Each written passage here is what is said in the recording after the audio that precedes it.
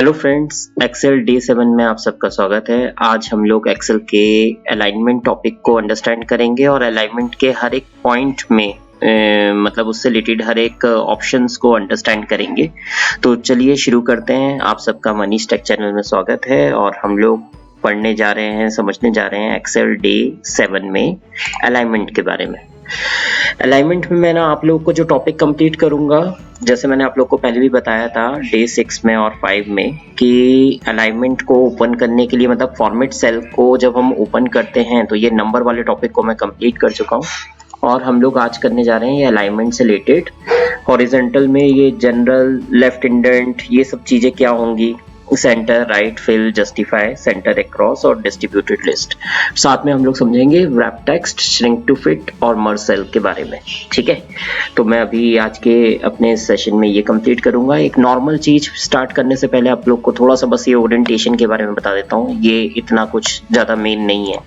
जैसे कि मैंने यहाँ पर मैं कोई वर्ड लिखा, टेक्स्ट लिख दिया, सिर्फ TEXT। अब इसी को हम लोग डिफरेंट तरीके से इस सेल में इसका ओरिएंटेशन सेट कर सकते हैं। कैसे? जैसे मैंने इसको थोड़ा सा इधर डिग्री में 45 डिग्री में टर्न कर दिया और ओके किया, तो अब ये मेरा टेक्स्ट यहाँ पर 45 डिग्री में दिखेगा। अब इसी को अगर मैं पूरा का पूरा ऐसे टर्न कर दूं 90 डिग्री में, तो ये टेक्स्ट ऐसे दिखेगा। इस टाइप वाले इस 90 डिग्री में स्पेशली हम लोग किस टाइप वाली चीजों को करते हैं, जब हम लोग कोई फॉर्मेट बना रहे होते हैं और हम लोग डेट वहां पर मेंशन करते हैं। सपोज मैंने ये डेट मेंशन करी है, ऐसे करते करते 13 है, 14 है, 15 है, 16 है, ऐसे मेरी डेट्स हैं। ठीक है, अब मैं ये डेट के लिए मेरा कॉलम की विड्थ जो है वो इतनी बड़ी यूज की जा रही है, इतनी बड़ी कॉलम की, लेकिन मैं इतनी बड़ी कॉलम की विड्थ यूज नहीं करना चाहता। तो मैं क्या कर दूंगा, ये मेरी हेडिंग है तो हेडिंग के लिए मैं इसको थोड़ा सा ऐसा कर दूंगा और अब मैं अपनी कॉलम की विड्थ इसके अकॉर्डिंगली सेट कर सकता हूँ। ऐसे डबल क्लिक किया, यहाँ पर मैं इसको और कम करना चाहा तो कम कर दिया, इसको भी कम करना चाहा तो ये देखिए ये मेरी कॉलम की विड्थ कम हो गई और डेट भी मुझे दिख रही है प्रॉपर्ली। तो इस टाइप का अगर कोई हमें समरी बनानी होती है तो उसके लिए हम लोग अपने टेक्स्ट को 90 डिग्री में भी टर्न कर सकते हैं। ये मेरा उद्देश्य था मेन आप लोग को बताने का, इससे ज्यादा और कुछ नहीं है। जब आगे हम लोग अपनी MIS रिपोर्टिंग वाला वर्क करेंगे तब वहां पर मैं इस चीज को यूज करते हुए जरूर देखेंगे। ठीक है, हाँ, तो अब मैं अपने मेन इन टॉपिक्स पर आता हूँ जो मैंने आज अपने कंटेंट मतलब आज के डे 7 का कंटेंट रखा हुआ है।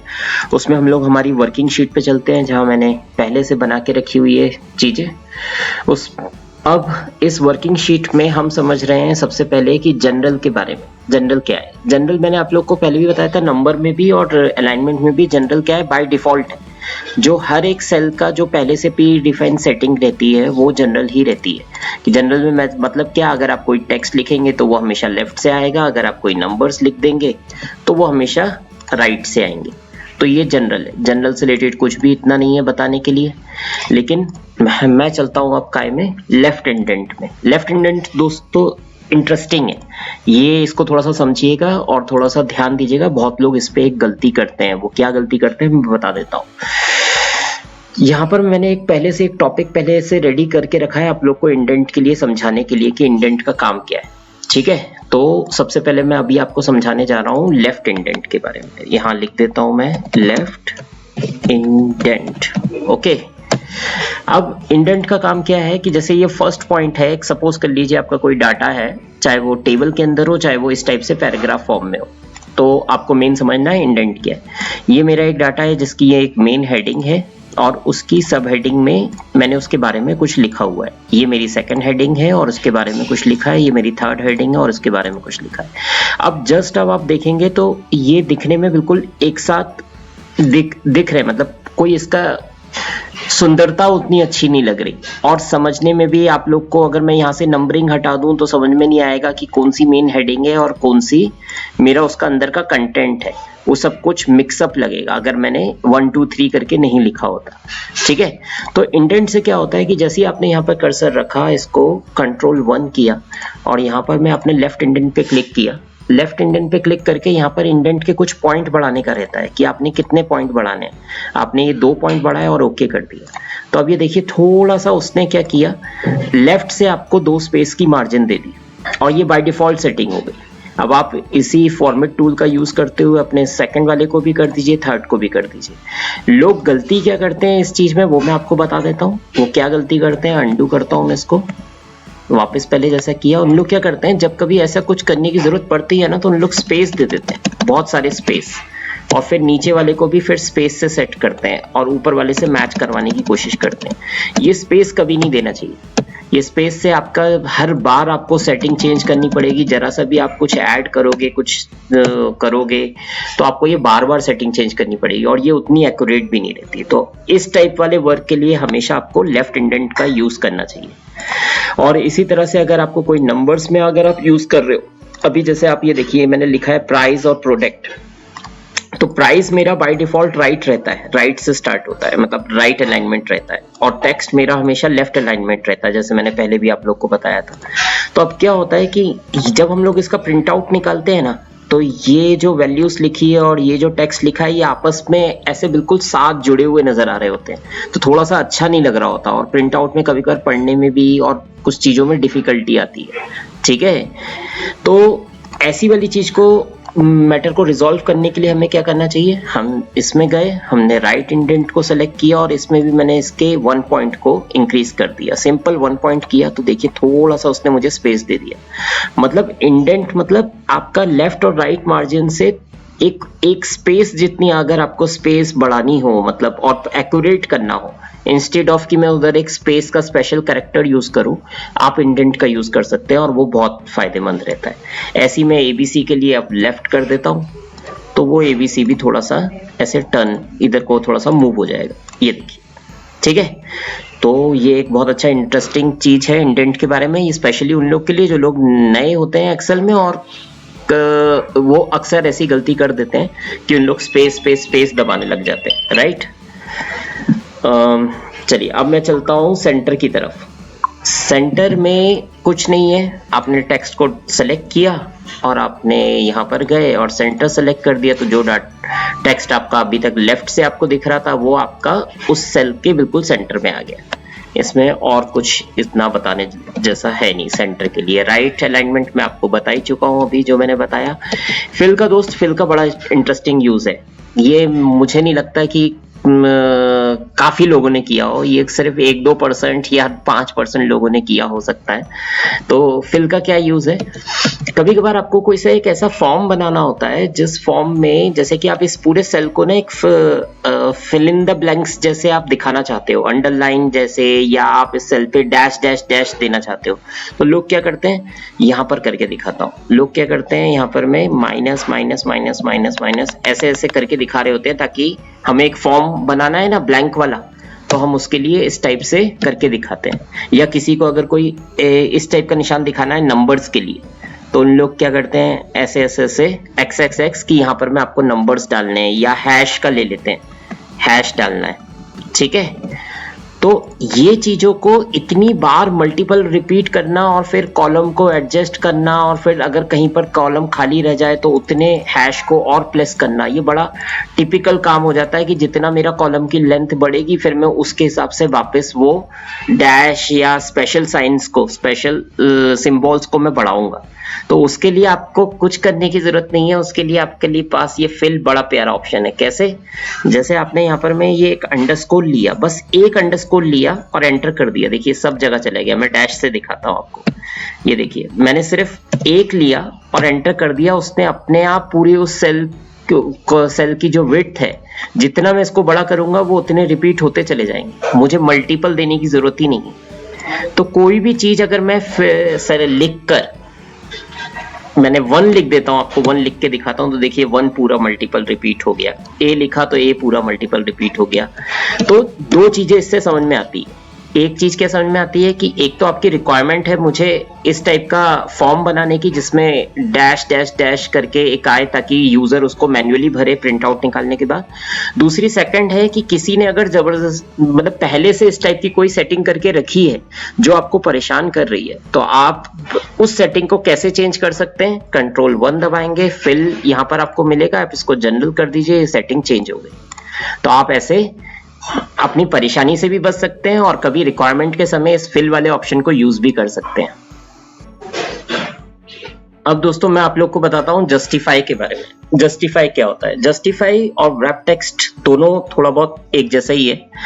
तो जस्टिफाई के बारे में हम लोग सबसे पहले समझते हैं। जस्टिफाई क्या करता है कि जब कभी ऐसी रिक्वायरमेंट आती है कि मैं मेरे कॉलम की विड्थ को नहीं बढ़ाना चाहता, जैसे मैंने ये अभी पकड़ के खींच दिया ना, इसको बड़ा कर दिया, ये मैं नहीं करना चाहता, तो उसके लिए मैं क्या करता हूँ कि मैं अपने टेक्स्ट को सेलेक्ट करता हूँ, Ctrl+1 दबाया और मैं यहाँ पर जाके जस्टिफाई में चला गया और जस्टिफाई में जाकर मैंने इसको ओके किया। अब जैसे आपने जस्टिफाई में इसको ओके किया तो जस्टिफाई क्या करता है, आपका जो भी टेक्स्ट है जो बॉर्डर से बाहर जा रहा था वो उसको नेक्स्ट लाइन में ले आता है सेम सेल। ये सिंपल यूज है जस्टिफाई का, और यही यूज होता है सिंपल रैप टेक्स्ट का भी। यहां पर मैं आपको दिखाता हूं कैसे, यहीं पर दिखा रहा हूं आपको। जैसे कि मैं यहां पर गया और यहां पर जाकर मैंने इसको सेलेक्ट किया और रैप टेक्स्ट कर दिया, तो ये देखिए मेरा हर एक कॉलम बढ़ा के नहीं दिखाना, हर एक टेक्स्ट मेरा ये ऐसे सेकंड लाइन में चला गया। लेकिन रैप टेक्स्ट और जस्टिफाई में फर्क क्या है? रैप टेक्स्ट और जस्टिफाई में फर्क इतना है कि अगर किसी ने आपके टेक्स्ट को ऐसे जस्टिफाई किया है तो आप रैप टेक्स्ट को बंद करने की भी कोशिश करोगे ना, तब भी वो हटेगा नहीं, वो ऐसा ही रहेगा। इसके लिए आपको अंदर ऑप्शन में जाकर इसके हॉरिजॉन्टली टेक्स्ट अलाइनमेंट में से कोई भी दूसरा सेलेक्ट करना पड़ेगा। जैसे आपने जनरल सेलेक्ट किया तो वो हट गया, या आप यहां से भी अगर कुछ भी सेलेक्ट कर लेंगे, जैसे कि मैंने यहां से लेफ्ट सेलेक्ट कर लिया तब भी हट गया। लेकिन आप रैप टेक्स्ट पे क्लिक करते रहेंगे, वो नहीं हटेगा। और रैप टेक्स्ट में क्या रहता है कि आप इसको सेलेक्ट करिए और रैप टेक्स्ट पे क्लिक करिए, ये हट गया।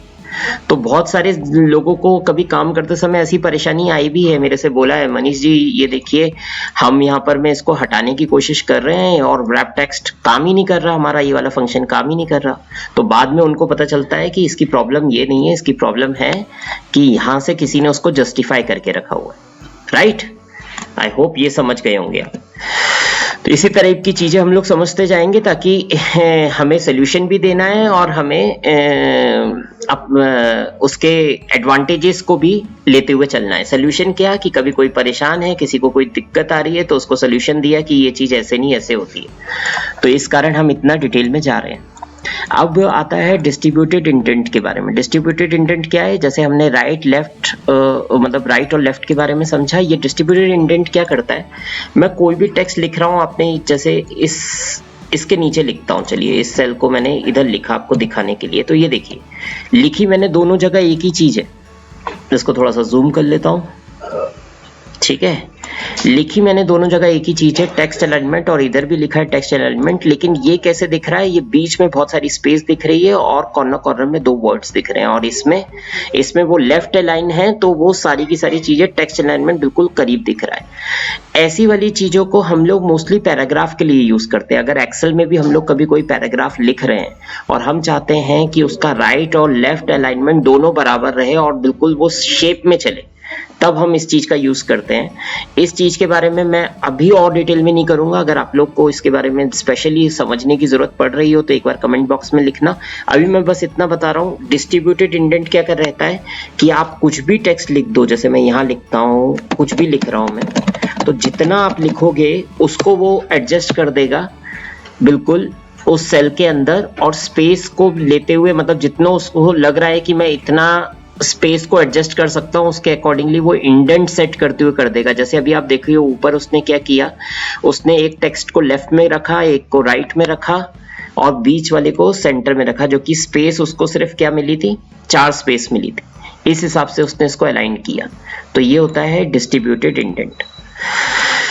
चलिए अब हम आते हैं, आपको एक बहुत अच्छी चीज बताते हैं, वो है किसके बारे में, वो है हमारा ये centre across selection. Centre across selection का क्या यूज होता है, मैं आपको इसको थोड़ा सा एरो से भी बता देता हूं कि मैं क्या बताने जा रहा हूं। सेंटर अक्रॉस सिलेक्शन, ठीक है। चलिए अब सेंटर अक्रॉस सिलेक्शन के लिए मैंने एक ऑलरेडी से पहले से यहाँ पर आप लोग के लिए एक टेक्स्ट बना के रखा है, जो मैं आपको थोड़ा सा एग्जांपल टेबल से समझा रहा हूँ। मतलब ये एक टाइप का सपोज कर लीजिए मेरे list of Indian states and Capitals की एक लिस्ट में बनाने जा रहा हूं, जिसमें मैं डाटा बाद में फिल करूंगा, लेकिन उसका पहले फॉर्मेट रेडी कर रहा हूं। तो जब भी कभी लोग कोई इस प्रकार का फॉर्मेट रेडी करते हैं ना, उन लोग क्या करते हैं कि उन लोग ये हेडिंग को ना मोस्टली 90% से 95% लोग इसकी हेडिंग को मर्ज एंड सेंटर कर देते हैं। ठीक है ना। ये जैसे अभी मैंने आपके सामने मर्ज एंड सेंटर किया। दोस्तों मेरा स्ट्रांगली रिकमेंडेशन है इसको मर्ज एंड सेंटर कभी मत किया करें, जो कि फिर जब आप कभी फॉर्मूले लगाते हैं ना, या वी लुकअप या कुछ भी, जिन लोग को पता है ये फंक्शंस के बारे में, तो उस समय क्या होता है कि वो आपको फुल कॉलम सिलेक्शन करने की फैसिलिटी नहीं देता। जैसे ही आप यहाँ पर क्लिक करते हो फॉर्मूला पुटअप करने के बाद, तो वो पूरी रेंज सेलेक्ट कर लेता है। ठीक है, ये चीज मैं अभी आपको नहीं बता पा रहा हूँ, या एक छोटे से फॉर्मूले से मैं आपको दिखा देता हूँ कि जैसे मैंने यहाँ पर लिखा वी लुकअप, ये एक फंक्शन है, बाद में हम लोग इसके बारे में समझेंगे। कॉमा करके मैंने ये इस सी कॉलम को लेना चाह रहा हूँ, तो ये देखिए मैं सी कॉलम को जैसे ही लेना चाह रहा हूँ तो उसने ऑटोमेटिकली पूरी रेंज को सेलेक्ट कर लिया। ठीक है ना। तो ये मर्ज एंड अक्रॉस सेंटर से ये प्रॉब्लम होती है, अगर आपका कोई भी बीच में मर्ज है तो वो उतनी रेंज बड़ी कर लेता है। लेकिन यही चीज को अगर आप यहां करते हो, ठीक है, इसको सेलेक्ट किया, आप कंट्रोल 1 दबाया और आपने यहां पर मैं गए सेंटर अक्रॉस सिलेक्शन और इसको ओके कर दिया। अब ये देखिए ये वाली जो चीज है हमारी पूरी की पूरी, ये सेंटर अक्रॉस सिलेक्शन हो गया। इसको मैं हेड कलर भी दे देता हूं सुंदर दिखाने के लिए। लेकिन अब जब मैं वही फॉर्मूला फिर से पुटअप करूंगा, वी लुकअप करा मैंने, यहाँ पर मैं कोई सा भी ऐसी रैंडमली सेल सेलेक्ट किया और अब मुझे ये के कॉलम सेलेक्ट करना है सपोज। तो ये देखिए जैसे ही मैंने के कॉलम सेलेक्ट किया उसने मुझे इजीली करने दे दिया, कोई प्रॉब्लम नहीं आई। वरना इस जगह क्या प्रॉब्लम आ रही थी, इस वाले में वो ऑटोमेटिकली, मैं चाह रहा था सिर्फ सी कॉलम को सेलेक्ट करना, लेकिन वो कर क्या रहा था, सी से लेकर आई तक पूरा। ये वो लोग मेरे से बिल्कुल एग्री करेंगे इस प्रॉब्लम को लेके, जो लोग फंक्शंस फॉर्मूलेस को ज्यादातर यूज करते हैं। जो लोग नए हैं उनको ये चीज का एक एडवांटेज मिलेगा, और जो लोग यूज टू हैं उन लोग प्लीज, जिन को ये पसंद आया हो उन लोग थैंक्स जरूर लिखिएगा कमेंट में। स्पेशली मुझे लगता है कि ये वाली चीजें बहुत कम लोगों को पता है और बतानी चाहिए थी। तो आज से हम लोग यूज करेंगे सेंटर अक्रॉस सिलेक्शन।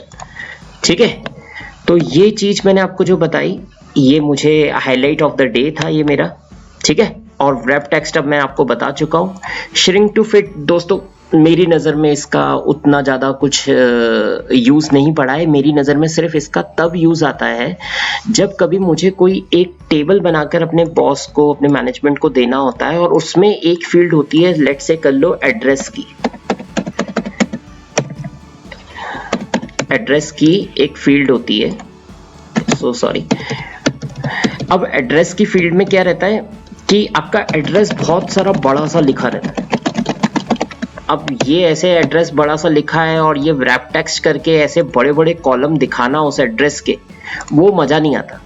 तो मैं क्या करता हूँ, मैं इस एड्रेस वाले कॉलम में अगर ऐसी कोई चीज लिखी हुई है और अगर मैं इसको ऐसे रैप टेक्स्ट करके बड़ा बड़ा दिखाऊं तो मेरा फॉर्मेट जो होता है वो बिगड़ रहा है, और मैं नहीं चाहता कि यार ये फॉर्मेट बिगड़े, क्योंकि एड्रेस को इतना पढ़ना नहीं चाहता, लेकिन हाँ वो कॉलम मैंडेटरी है तो मुझे रखना पड़ेगा। तो मैं क्या करता हूँ, मैं इसको रैप टेक्स्ट नहीं करता, मैं इसको क्या कर देता हूँ, मैं इसको कर देता हूँ श्रिंक टू फिट। तो ये क्या होता है, ये एड्रेस में पता चल जाता है कि कौन से सेल पर कुछ लिखा है और कौन से सेल पे कुछ नहीं लिखा, ये पता भी चल जाता है, और वो टेक्स्ट दिख भी नहीं रहा होता है इतना। ये फैसिलिटी के लिए मैं मोस्टली इस चीज को यूज करता हूँ, और किसी को अगर पढ़ना है तो वो एड्रेस बार से जाकर पढ़ सकता है या फॉर्मूला बार से जाकर। तो श्रिंक टू फिट का मतलब वो क्या करता है, श्रिंक टू फिट, इसका अगर थ्योरेटिकल हमें समझना हो तो श्रिंक टू फिट क्या करता है, यहाँ पर मैंने इसके कंटेंट के बारे में लिख के भी रखा हुआ है, इसको मैं नॉर्मल उसमें करके दिखा देता हूँ। श्रिंक टू फिट का क्या यूज है, ये मैंने टिक हटाया। To shrink the content of a cell so that they fit in the current column, ये shrink to fit का यूज होता है। और लास्ट मर्ज सेल दोस्तों सिंपल कुछ नहीं है, दो सेलों को आपस में सेलेक्ट करो और मर्ज सेल पे क्लिक कर दो तो ये मर्ज सेल हो गया। ऐसे मैं इसको सेलेक्ट करता हूँ और इनको सेलेक्ट करके मैं यहाँ पर मैं मर्ज सेल पे क्लिक करता हूँ, ये मर्ज हो गया। ठीक है, फिर आप इसको सेंटर में लेकर आना चाहते हैं तो यहाँ से आप सेंटर कर लीजिए। ठीक, मैं हमेशा आपको शॉर्टकट की बताता रहता हूं कि कंट्रोल 1 से ये खुलता है, यहां से भी मैंने आप लोग को बताया हुआ है कि आप यहां पर कॉर्नर पे क्लिक कर दीजिए, यहां से भी ये सेम स्क्रीन खुल जाएगी। राइट, तो दोस्तों हमारा ये आज का टॉपिक यहीं खत्म होता है। हम लोग अपनी नई क्लास में जो चीजें करने जा रहे हैं वो मैंने आप लोग को बताऊंगा, जिसके बारे में है फ़ॉन्ट के बारे में। इस फ़ॉन्ट के सारे टॉपिक को हम कंप्लीट करेंगे, हम फिर बॉर्डर कंप्लीट करेंगे और बॉर्डर के बाद हम लोग लास्ट प्रोटेक्शन प्रोटेक्शन सीखेंगे और फिर हमारा ये फ़ॉन्ट अलाइनमेंट और क्लिपबोर्ड वाला पार्ट, नंबर्स वाला पार्ट पूरा कंप्लीट हो जाएगा।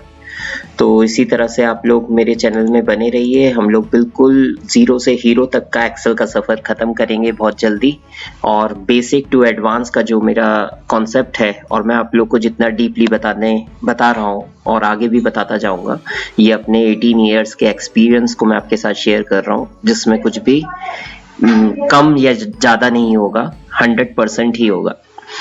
ठीक है, ओके, थैंक यू दोस्तों, फिर मिलते हैं जल्दी। धन्यवाद, जय हिंद।